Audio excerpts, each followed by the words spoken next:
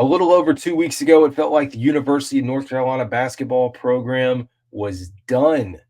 There was no way they were gonna figure things out. You go back and look at the loss to Clemson, they get blown out by Duke, of course, lost to Pitt as well, and now they find themselves right on the bubble of making the NCAA tournament. Now, let's be honest, University of North Carolina basketball team isn't meant to live in the world of on the bubble. This team should make the tournament every single year as a given.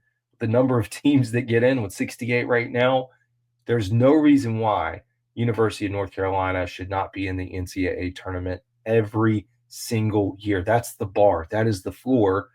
But we understand the difficulties of this season and how bad it was in the beginning, how they couldn't figure things out. They really didn't have size, but they've come alive, man. 5 wins in a row, and now they got to finish, and it's going to be tough as they sit there now at 19-11.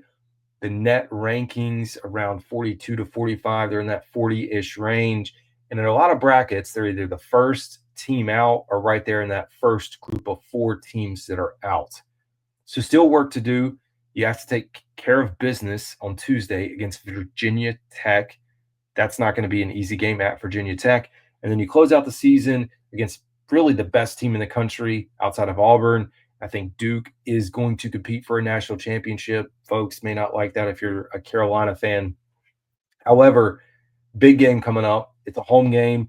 You're going to have college game day there, all the things that go into this. So it's an opportunity. And the team has been playing better as of late, even if they lose to Duke. So that would get them to 20 wins, assuming they take care of business against Virginia Tech. They'd be sitting at 20-12, 13-7 in the ACC.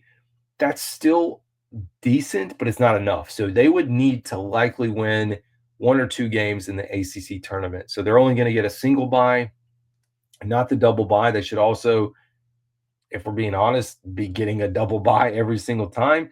I understand the landscape of college athletics has changed, so I'm not going to just say like they should just automatically get it, that it's a proven fact that it's going to happen. But much better situation. And again, you just go back. It's a whole bunch of what ifs. And I know earlier in the season, there were a lot of close losses. They were in a lot of the games. The Kansas game, 92-89, opportunity to win there. And I know Kansas isn't as good as they were. Auburn, I mean, we now see Auburn, best team in the country. Overtime loss to Michigan State, 94-91. Played close with Alabama, but couldn't get it done. You lose to Florida again, the Jumpman Invitational, unable to get over the hump. You stack those up. And then you just have 2 really bad losses, in my opinion, with Stanford. You can't lose to Stanford at home. I mean, I know Stanford's playing like a pretty good basketball team this year, but that hurt, and the loss to Wake Forest. So you lose to Stanford and Wake and Pitt. I'll throw Pitt, that those 3, because if Carolina wins those 3 games, we're now talking about 22, 23, 24 wins on the year, and a much better team sitting in the ACC and maybe number 2, number 3, number 4. But it is what it is. You know what? You're stuck with what you got. So we'll see what they can do to close out the season. Now, I know there's probably a good portion of you folks that don't care about baseball or don't care about college baseball, but I'm a baseball guy at heart. It's my primary sport for most of my life.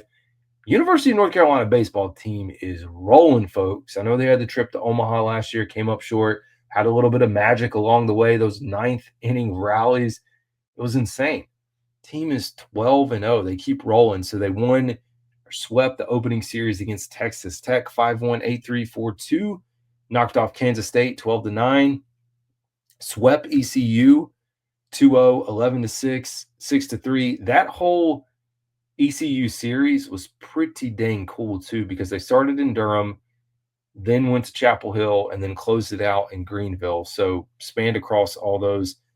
Beat VCU 9-4, North Carolina A&T 13-4, and then just swept Stony Brook pretty easily. Now competition's going to get harder. They have Coastal Carolina coming up, College of Charleston, Stanford, but again, they don't actually travel and Oh, they play UNC Wilmington. That for me is going to be fun. I'm going to have to see if I can get tickets to that. That is March 11th. I will be out of town. Dang.